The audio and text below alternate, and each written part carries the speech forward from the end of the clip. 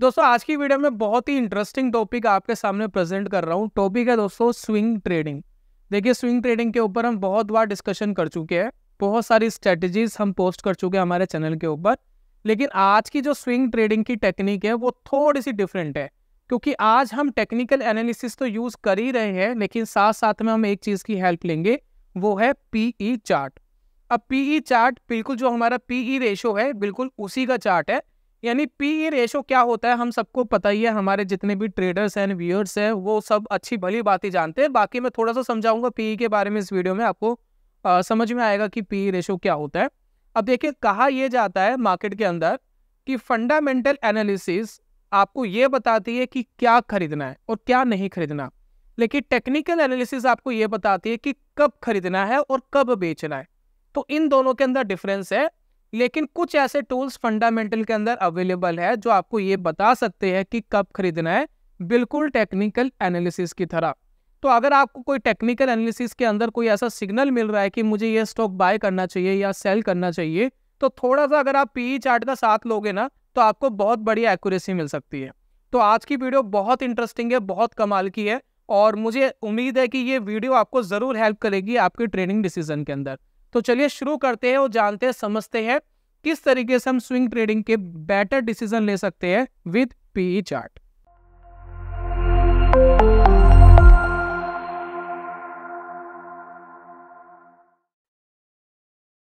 बहुत बहुत स्वागत है आप सभी का ट्रेडिंग चैनल के यूट्यूब चैनल में। मेरा नाम है अनमोल मित्तल। तो सबसे पहले हम ये जानते हैं दोस्तों पीई रेशो होता क्या है। अगर आपको ये पता है तो ये पार्ट आप थोड़ा सा स्किप कर सकते हैं। तो पीई रेशो बहुत ही सिंपल सी चीज होती है, इसका फुल फॉर्म होता है प्राइस टू अर्निंग रेशो। यानी प्राइस क्या चल रहा है अर्निंग की कंपैरिजन में उसकी एक रेशो निकालते हैं, प्राइस टू अर्निंग रेशो। ठीक है, अब इसको आप इस तरीके से समझिए, जैसे कि मान लेते हैं कि एक कंपनी है। ठीक है, नॉर्मल दोस्तों मैंने ऐसी एक झोपड़ी सी बना दी, आप इसको कंपनी समझ लीजिए। ठीक है, मान लेते हैं कंपनी है। ठीक है, अब इस कंपनी के जो अर्निंग है, ये कंपनी मान लेते हैं साल का कमा रही है 1 लाख रुपए। कितना कमा रही है? हर साल कमा रही है 1 लाख रुपए। और इस कंपनी को अगर मुझे खरीदना हो और कोई अगर इस कंपनी की कीमत मांग रहा हो, फॉर एग्जाम्पल कोई बंदा कहता है जी मैं ये कंपनी बेचने के लिए तैयार हूं 10 लाख रुपए में। कितने लाख रुपए में? 10 लाख रुपए में। आप 10 लाख रुपए दो और मेरी ये कंपनी खरीद लो। तो इसका पीई रेशो क्या होगा? तो बहुत सिंपल सी चीज है कि आपको जो आपने कैपिटल लगाया है उससे आपको डिवाइड करना होता है अर्निंग को।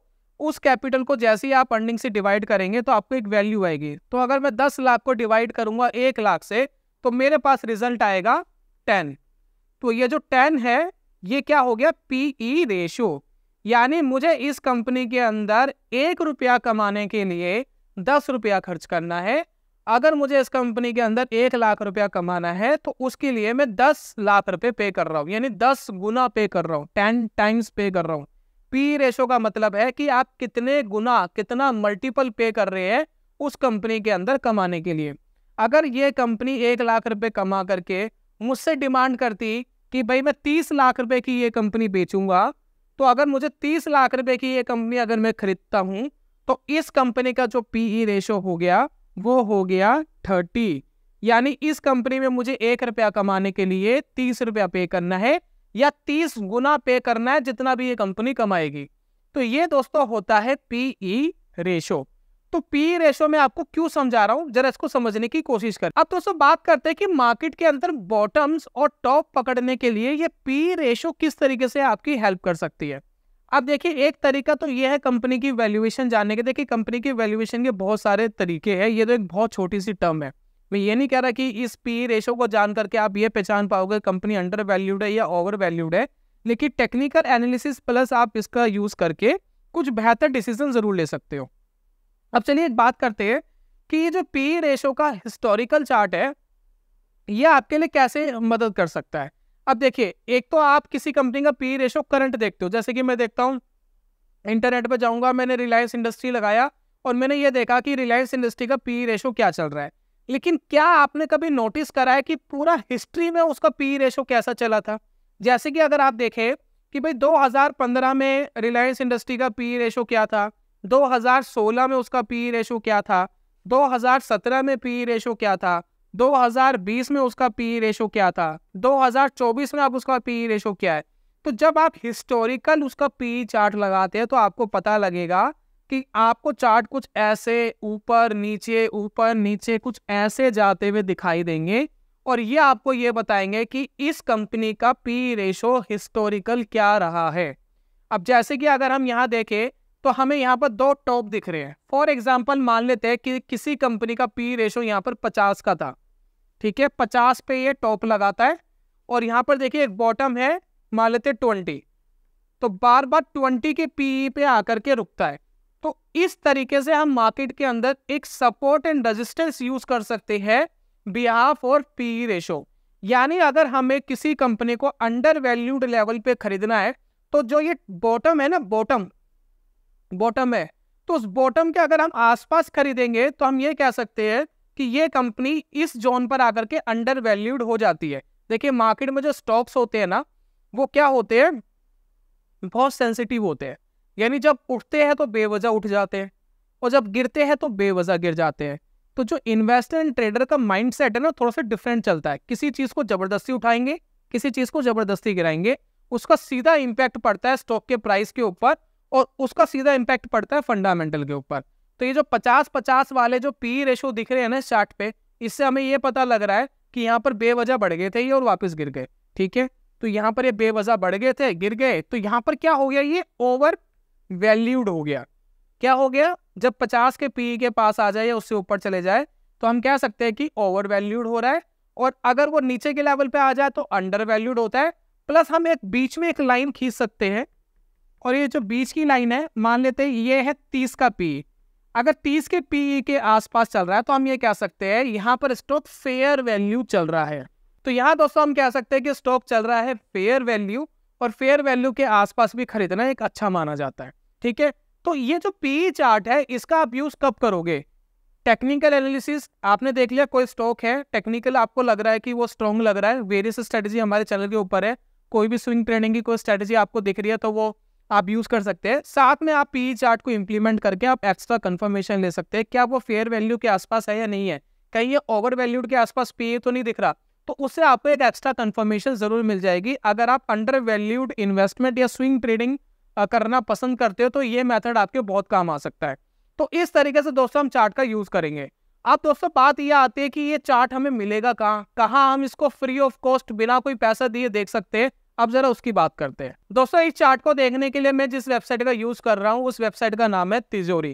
काफी लोग तिजोरी की वेबसाइट के अंदर कंप्लेंट करते हैं कि डाटा एक्यूरेट नहीं आता है। अब मुझे नहीं पता है कि एक्यूरेट आता है या नहीं आता, क्या प्रॉब्लम है, हो सकता है एक्यूरेट हो सकता है एक्यूरेट ना हो। बाकी ये कोई प्रमोशनल वीडियो नहीं है, यानी तिजोरी वालों ने मुझे कोई पैसे नहीं दिए कि आप हमारे प्लेटफॉर्म के ऊपर कोई वीडियो बनाओ। इसके अंदर एक टूल है, उस टूल का सिर्फ हम इस्तेमाल कर रहे हैं। आपको ये टूल किसी और वेबसाइट पर या किसी और प्लेटफॉर्म पे मिलता है तो वहां भी यूज कर सकते हैं। मुझे तिजोरी के अंदर दिख गया था तो मैं आपके साथ एक्सप्लेन कर रहा हूँ। तो टूल पे ध्यान देना, किस प्लेटफॉर्म पर है उससे कोई मतलब नहीं, आप तिजोरी यूज करो ना करो, मुझे कोई फर्क नहीं पड़ता, ना ये कोई प्रमोशनल वीडियो है। चलिए अब एक स्टॉक लगाते हैं। फॉर एग्जाम्पल देखिए रिलायंस इंडस्ट्रीज मैंने यहाँ पर लगाई। फिलहाल दोस्तों इसका पी देखिए कितना चल रहा है 28.5। लेकिन रिलायंस इंडस्ट्री का अगर हम हिस्टोरिकल चार्ट देखें तो हमें पता लगेगा कि कितना ये नीचे के पीए पे जाता है और कितना ये ऊपर के पीए पे जाता है। उस समय इसका चार्ट कैसा दिखता है, क्या हम बॉटम और टॉप पकड़ने में क्या हमें हेल्प कर सकता है, तो यहाँ पर देखते हैं। तो जैसे कि देखिए यहाँ नीचे आएंगे आप तो यहाँ पर देखिए वैल्यूएशन करके एक यहाँ पर अलग से सेक्शन दिया गया है। जैसे ही मैं इसको क्लिक करता हूँ तो यहाँ पर देखिए चार्ट मोड आपको 3 दिए गए हैं, जैसे PE, EV, EBITDA, price to sales and price to book. तो यहाँ पर हम सिर्फ आज के दिन पीई की बात कर रहे हैं। तो जैसे ही आप यहाँ पीई क्लिक करोगे तो यहाँ पर देखिए आपको एक चार्ट ड्यूरेशन दिया गया है कि 1 ईयर का लगाना है, 3 ईयर का लगाना है, 5 ईयर का लगाना है। तो थोड़ा सा लंबा चार्ट लगाना ताकि आपको ज्यादा क्लैरिटी मिले। तो मैंने 10 साल का यहाँ पर लगा लिया है रिलायंस इंडस्ट्री का। अब देखिए मुझे यहाँ पर पीई दिख रहा है। अब आपको दोस्तों यहाँ पर क्लियर पिक्चर पता लग रही है कि यहाँ पर इसके टॉप एंड बॉटम्स कैसे बन रहे हैं। तो आप इसको किस तरीके से यूज कर सकते हैं उसको जरा समझने की कोशिश करिए। तो देखिए सबसे ज्यादा अंडर वैल्यूड तो ये 10 रुपए के आसपास था जब 10 का पी था, सॉरी माफी चाहूंगा मैंने रुपए बोला, जब इसका 10 पीई था। यहाँ पर जो डाटा आ रहा है ना, देखिए यहाँ पर आ रहा है 10 का पी, 20 पी, 30 पी, यहाँ 40 का पी, तो ये पी आ रहा है। तो जब ये 10 के पी पे तो सबसे ज्यादा अंडर वैल्यूड था, लेकिन उस टाइम स्टॉक क्या था, साइडवेज था, स्टॉक चलता ही नहीं था, कोई खरीदने में इंटरेस्टेड नहीं था। तो यहाँ पर दोस्तों क्या कर सकते हैं, यहाँ पर देखिए सबसे पहले आपको ये देखना है कि एक रेंज कहाँ बन रही है, एक रेंज को आप ट्रेड कर सकते हैं। जैसा कि देखिए यहाँ पर पी की एक रेंज बन रही है, यहाँ पर 3 बार इसने 3 बार यहाँ पर रुका, तो ये एक हाई बनाया था इसने, पी का हाई, ठीक है। और यहाँ देखिए ये पी का इसने एक लो क्रिएट करा था, ठीक है। और बीच की जो दोस्तों लाइन दिख रही है, यानी जो 20 का पी है, 20 का जो पी है, ये एक फेयर वैल्यू है, यानी इसके आसपास स्टॉक आता है तो एक फेयर वैल्यू इसको कंसीडर किया जाएगा, राइट। तो यहाँ पर देखिए अब ये अगर हम यहाँ पर डेट निकालें कि कब कब ये बॉटम बनाया, तो जैसे कि देखिए नवंबर 2018, तो यहाँ पर एक बॉटम बनाया था, फिर देखिए यहाँ पर दोबारा ये इसी लेवल के आसपास आया था। कब आया था ये एक बार देखते हैं लेवल, देखिए अगस्त 2019। तो अगस्त 2019 में देखते हैं कि इसका चार्ट क्या कह रहा है। तो यहाँ दोस्तों चार्ट के ऊपर अगर हम देखें तो यहाँ पर अगस्त 2019 में, अगस्त 2019 में, ठीक है, यहाँ पर देखिए 16 का पी पर था ये स्टॉक, और यहाँ पर देखिए इसने एक बॉटम बनाया था, और वहां से स्टॉक देखिए कितनी तेजी से ऊपर गया, यानी विद इन 1 ईयर के अंदर ही आप देखेंगे ऑलमोस्ट डबल हो चुका था, 1 साल में डबल हो चुका, तो उसके बाद और ऊपर चला गया। तो यहाँ से हमें एक अंदाजा मिल रहा है कि हम एक फेयर वैल्यू के आसपास स्टॉक को खरीद रहे हैं, अंडर वैल्यूड के आसपास खरीद रहे हैं। और अगर आपको कोई टेक्निकल सिग्नल भी साथ में मिलता है, जो भी आप टेक्निकल फॉर्मूला जो भी आप यूज करते हो अपनी ट्रेडिंग के लिए, जो भी टेक्निकल एनालिसिस या इंडिकेटर आप यूज कर रहे हो, आप उसको साथ में इंप्लीमेंट करके रखो, आपको एक फंडामेंटल का भी सारा मिल गया, दोनों को कंबाइंड करके आप एक बेहतर डिसीजन ट्रेडिंग का ले सकते हो स्विंग ट्रेडिंग के लिए। अब दोस्तों एक इंटरेस्टिंग चार्ट आपके साथ शेयर कर रहा हूँ। इंटरेस्टिंग चार्ट इसलिए, कोई स्टॉक है जो 50 रुपए 60 रुपए पे ट्रेड करता था, और वो 50-60 रुपए से 500 रुपए चला गया, ठीक है। तो आप मुझे बताइए कि वो स्टॉक महंगा हुआ या सस्ता हुआ। मैं आपको कहता हूं कि अगर वो स्टॉक 500 रुपए पे कोई खरीदता है तो वो आज भी उतना ही सस्ता है जितना सस्ता वो 50 या 60 रुपए पे था। क्या ये पॉसिबल है? जी हाँ, ये पॉसिबल है। वो दोस्तों जो स्टॉक है उसका नाम है चंबल फर्टिलाइजर। अब चंबल फर्टिलाइजर अगर मैं लगाता हूं तो आपको पता लगेगा कि किस हिसाब से वो आज भी सस्ता दिख रहा है, जितना वो 50-60 रुपए पे था सस्ता था। अब देखिए ये 522 रुपए का चल रहा है। अब यहाँ पर देखिए इसकी वैल्यूएशंस पे जाते हैं, और ये देखिए मैं इसकी वैल्यूएशन लगाता हूँ लगभग 10 ईयर्स की। तो ये देखिए बिल्कुल ये सीमित बना हुआ है एक ही जगह पर, ये देखिए बहुत ज्यादा ऊपर नीचे नहीं है। ये देखिए कितने पे चलता है, 10-15 का पी, उससे ज्यादा इसका पी नहीं जा रहा है, 10-15 का पी रहता है। यहाँ देखिए यहाँ इसका पी आ गया था 12-13 के पी पे, फिर नीचे आ गया था 5 के पी पे, तो लगभग ये आसपास ही घूमता है। ये बहुत ज्यादा इसका पी ऊपर नहीं जाता है, बहुत ज्यादा नीचे नहीं जाता है, ये आसपास ही घूम रहा है। मतलब ऐसा नहीं कि पी 40 चला गया, 50 चला गया, 60 चला गया, ऐसा नहीं। अब स्टॉक का प्राइस आप देखिए, अब आपको पता लगेगा पी बराबर बना हुआ है, 5-10 साल से पी बराबर है। और यहाँ पर देखिए, अब यहाँ पर इसको चार्ट में लगाते हैं। स्टॉक देखिए दोस्तों कहाँ से कहाँ चला गया। 40-50 रुपए पे ट्रेड करता था 2015, 16, 17 के आसपास, और अब देखिए ये 522 रुपए पे चला गया, 10 गुना स्टॉक हो चुका है। लेकिन आज भी जो इसका पी है वो 10-15 के आसपास ही स्टेबल्ड है। ऐसा नहीं इसका 20 चला गया, 30 चला गया। तो काफी लोग कहते हैं ना कि मल्टी बैगर स्टॉक कैसे होते हैं, तो ऐसे स्टॉक मल्टी बैगर होते हैं। इसका दोस्तों रीजन क्या है, जरा रीजन समझने की कोशिश करिए। कि कई बार हम प्राइस के हिसाब से स्टॉक को ये समझ लेते हैं कि प्राइस ज्यादा हो गया तो ये महंगा हो गया। फंडामेंटल आपको देखना जरूरी होता है इस केस में। कैसे, जरा इसको समझने की कोशिश करिए। मान लेते हैं कि एक स्टॉक मान लेते 50% एक साल के अंदर बढ़ा, ठीक है, और इसका पी मान लेते 20 चल रहा है, ठीक है, इसका पी चल रहा है 20। तो कौन सा स्टॉक महंगा हो रहा है, कौन सा स्टॉक सस्ता हो रहा है, या कौन सा स्टेबल बना हुआ है, इसका एग्जाम्पल समझिए। 50% को स्टॉक भागा, पी इसका 20 ही चल रहा है। अब यह अगले साल भी मान लेते 50% भागा, और अब भी इसका पी कितना चल रहा है, 20 ही चल रहा है। भाई ऐसा क्यों हो रहा है? ऐसा दोस्तों इसलिए हो रहा है कि जितना स्टॉक भाग रहा है उतनी ही कंपनी कमा रही है, उतना ही कंपनी अर्निंग कर रही है। तो अगर 50% को स्टॉक बढ़ा है तो कंपनी की अर्निंग भी 50% बढ़ गई, और उससे अगले साल 50% बढ़ा है तो कंपनी की अर्निंग भी 50% बढ़ गई। इस वजह से स्टॉक की जो वैल्यूएशन है वो वही की वही है और स्टॉक भागता जा रहा है। तो सेम हो रहा है दोस्तों चंबल फर्टिलाइजर के अंदर कि वैल्यूएशन तो सीधी बनी हुई है, सिंपल बनी हुई है, स्टॉक भागता जा रहा है, स्टॉक धीरे धीरे ऊपर जा रहा है। अब यहाँ पर ओवर वैल्यूड स्टॉक कैसे होता है? ओवर वैल्यूड दोस्तों ऐसे होता है, मान लेते हैं स्टॉक भागा 100%, पी मान लेते हैं उसका रहा 20 पी है, और उसकी अर्निंग नहीं बढ़ी और स्टॉक 100% भाग गया, तो पी इसका क्या हो गया? पी सीधा उसका हो जाएगा 40, पीई इसका बढ़ जाएगा क्योंकि अर्निंग नहीं बढ़ी। अगर अर्निंग बढ़ जाती तो ये बराबर बराबर होता, ये कहीं ना कहीं अपने आप को एडजस्ट करता। इसने एडजस्ट नहीं करा, स्टॉक ऊपर भागा, पी जो है वो इंक्रीज होता चला गया, स्टॉक और ऊपर भागा, पी और इंक्रीज होता चला गया। तो दोस्तों मल्टीबैगर स्टॉक वही होता है जिसका जो प्राइस तो बढ़ रहा है लेकिन साथ में अर्निंग भी उसी रफ्तार से बढ़ रही है। अगर प्राइस अननेसेसरी ऊपर जा रहा है और कंपनी कमा उस हिसाब से नहीं रही तो एक टाइम ऐसा आता है कि उसमें बबल फूटता है और बबल की वजह से स्टॉक नीचे आ जाता है। तो ये दोस्तों आप बहुत सारे स्टॉक्स के अंदर देखेंगे। अब एक स्टॉक का दोस्तों और एग्जांपल दिखाता हूं कि वो अपना एक ऑल टाइम हाई ब्रेकआउट कर रहे हैं लेकिन उनका पी सस्ता है, तो ऐसे स्टॉक के अंदर एक स्विंग ट्रेडिंग की अपॉर्चुनिटी मिल सकती है। यहाँ पर दोस्तों जितने भी स्टॉक्स मैं आपके साथ शेयर कर रहा हूँ इसमें कोई भी बाइंग एंड सेलिंग रिकमेंडेशन नहीं है, सिर्फ एजुकेशन पर्पस के लिए सारी चीजें मैं शेयर कर रहा हूँ। तो बिल्कुल भी आपको कोई स्टॉक ना तो खरीदना है ना बेचना है इस वीडियो को देख करके। अब दोस्तों एक स्टॉक मैं आपको दिखा रहा हूँ, ये स्टॉक मैंने खुद पर्सनली खरीदा था और खरीदने के बाद मैं इस पे प्रॉफिट बुकिंग कर चुका हूँ। मेरे पोर्टफोलियो के अंदर स्टॉक नहीं है और ना ही आपको कोई बाइंग एंड सेलिंग इसके ऊपर करनी है। स्टॉक का नाम है दोस्तों स्वराज इंजन। अब स्वराज इंजन दोस्तों मैंने बाय करा था, मैंने जब बाय करा था मैंने टेक्निकल एनालिसिस के बिहाफ पे बाय करा था, लेकिन साथ में अगर मैं इसका पी आपको दिखाऊंगा तो आपको समझ में आएगा कि क्या चल रहा है। तो यहाँ देखिए, फिलहाल देखिए इसका पी कितना चल रहा है, 25 के आसपास। जब मैंने दोस्तों इसको बाय करा था जब इसका पी चल रहा था लगभग कितना, जो इसकी फेयर वैल्यू है ये जो 20-18 के आसपास है ना इसका पी, इसके आसपास ही था, अपनी फेयर वैल्यू के आसपास ही स्टॉक था। और स्टॉक की चाल देखिए, इसका प्राइस देखिए, पी तो स्टेबल है, देखिए एक हाई बनाया था ना पी ने, देखिए 35 का, 35 से देखिए 20 के आसपास पी है ना।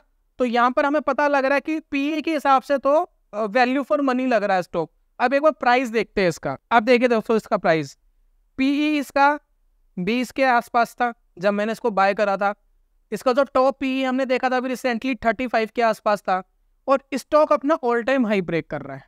तो मतलब पीई कम हुआ है लेकिन स्टॉक अपने ऑल टाइम हाई पर है।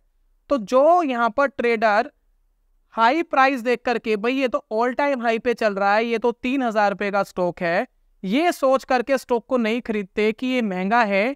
कायदे से ये महंगा नहीं, ये सस्ता हो गया है। क्यों? क्योंकि इसकी अर्निंग बढ़ी है, पीई इसके सस्टेनेबल हुए हैं यानी वैल्यू फॉर मनी हुए, और स्टॉक अपना ऑल टाइम हाई ब्रेक कर रहा है।